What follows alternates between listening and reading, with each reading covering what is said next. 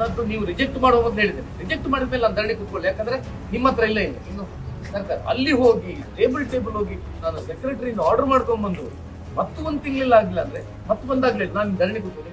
ಉಡುಪಿ ನಗರಾಭಿವೃದ್ಧಿ ಪ್ರಾಧಿಕಾರ ಕಳೆದ 2 ವರ್ಷಗಳಿಂದ ಏಕವಿನ್ಯಾಸ ನಕ್ಷೆ ಅನುಮೋದನೆಗೆ ಆದೇಶ ನೀಡದೆ ಸತಾಯಿಸುತ್ತಿದೆ ಅಂತ ಆರೋಪಿಸಿ ಮಾಜಿ ಶಾಸಕ ರಘುಪತಿ ಭಟ್ ಇಂದಿನಿಂದ ಅನಿರ್ದಿಷ್ಟಾವಧಿ ಧರಣಿ ಸತ್ಯಾಗ್ರಹವನ್ನು ಪ್ರಾಧಿಕಾರದ ಕಚೇರಿ ಮುಂದೆ ಆರಂಭಿಸಿದ್ದಾರೆ.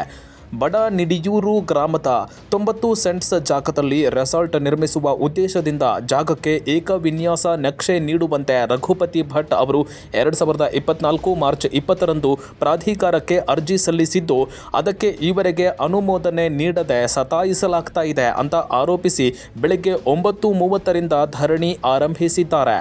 ಏಕವಿನ್ಯಾಸ ನಕ್ಷೆಗೆ ಅನುಮೋದನೆ ನೀಡಬೇಕು, ಇಲ್ಲವೇ ನೀಡಲು ಆಗೋದಿಲ್ಲ ಎಂಬುದಾಗಿ ಹಿಂಬರಹ ನೀಡಬೇಕು. ಅಲ್ಲಿಯವರೆಗೆ ಧರಣಿ ಮುಂದುವರಿಸಲಾಗುವುದು. ಹಿಂಬರಹ ನೀಡಿದ್ರೆ ಅದರಂತೆ ಮುಂದೆ ಕಾನೂನು ಹೋರಾಟ ನಡೆಸಲಾಗುವುದು ಅಂತ ರಘುಪತಿ ಭಟ್ ಹೇಳಿದರು. ರಘುಪತಿ ಭಟ್ ಅವರ ಹೋರಾಟಕ್ಕೆ ಬೆಂಬಲ ಸೂಚಿಸಿ ವಿವಿಧ ಸಂಘ ಸಂಸ್ಥೆಗಳು ಹಾಗೂ ಸಾರ್ವಜನಿಕರು ಈ ಧರಣಿಯಲ್ಲಿ ಪಾಲ್ಗೊಂಡಿದ್ದಾರೆ. ಈ ಬಗ್ಗೆ ಪ್ರತಿಕ್ರಿಯೆ ನೀಡಿರುವ ಪ್ರಾಧಿಕಾರದ ಆಯುಕ್ತ ಮಹೇಶ್ ಜೆ ಅವರು ರಘುಪತಿ ಭಟ್ ಸಲ್ಲಿಸಿರುವ ಅರ್ಜಿಯಲ್ಲಿ ಯಾವುದೇ ಕಾನೂನು ತೊಡಕು ಇಲ್ಲ. ಕರಾವಳಿ ಯುವಕ ಮಂಡಲ ಹೈಕೋರ್ಟ್ನಲ್ಲಿ ಸಲ್ಲಿಸಿರುವ ಸಾರ್ವಜನಿಕ ಹಿತಾಸಕ್ತಿ ಅರ್ಜಿಯ ಬಗ್ಗೆ ಕಾನೂನು ಸಲಹೆ ಪಡೆದುಕೊಂಡು ಮುಂದಿನ ಕ್ರಮ ಕೈಗೊಳ್ಳಲಾಗುವುದು ಅಂತ ಹೇಳಿದರು. ಮಾಜಿ ಶಾಸಕರು ಇವತ್ತು ಮಾಡಿ ಸತ್ಯಾಗ್ರಹ ಮಾಡ್ತಾ ಇದ್ದಾರೆ.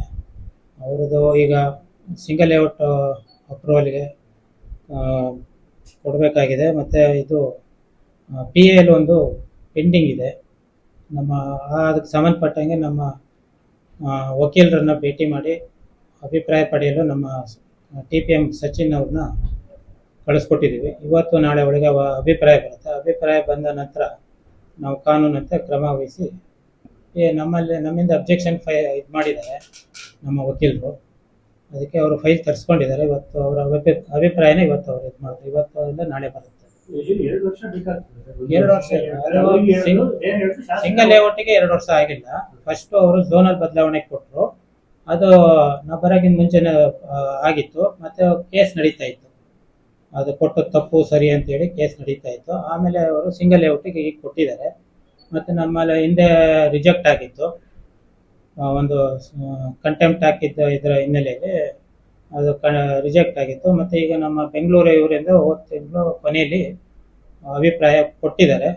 ಅಷ್ಟರಲ್ಲಿ ಒಂದು PL ಮಧ್ಯೆ ಒಂದು ಇದಾಗಿರೋದ್ರಿಂದ ಈಗ PL ಬಗ್ಗೆ ಪರಿಶೀಲನೆ ಮಾಡಿ ನಮ್ಮ ವಕೀಲರು ಇವತ್ತು ಇಲ್ಲ ನಾಳೆ ಒಳಗೆ ಅಭಿಪ್ರಾಯ ಕೊಡ್ತೀವಿ ಅಂತ ಹೇಳಿದ್ದಾರೆ. ಈಗ ಅದಕ್ಕೆ ನಮ್ಮ ಸಚಿನ್ ಅವ್ರನ್ನ ಕಡತ ಸಹಿತ ಅದಕ್ಕೆ ಕಳಿಸ್ಕೊಟ್ಟಿದ್ದಾರೆ. ಅಧಿಕಾರಿಗಳ ಮೇಲೆ ಶಾಸಕರು ಒತ್ತಡ ಮಾಡಿದ್ದಾರೆ.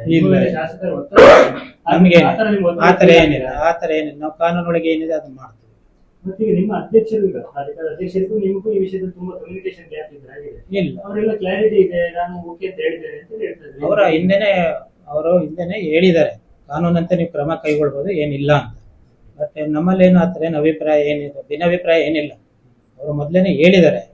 ಬಟ್ ಈಗ ನಮ್ಗೆ ಗೌರ್ಮೆಂಟ್ ಇಂದ ಬಂದಿರೋ ಇದನ್ನ ಇಟ್ಕೊಂಡು ಈಗ ನೆಕ್ಸ್ಟ್ ಮೀಟಿಂಗ್ ಅಲ್ಲಿ ಇಟ್ಟು ಇದು ಮಾಡ್ಕೊಂಡು ಮತ್ತೆ ನಮ್ಮ ವಕೀಲರ ಅಭಿಪ್ರಾಯನ ನೋಡ್ಕೊಂಡು ಕಾನೂನಂತೆ ಕ್ರಮ ವಹಿಸ್ತೀವಿ.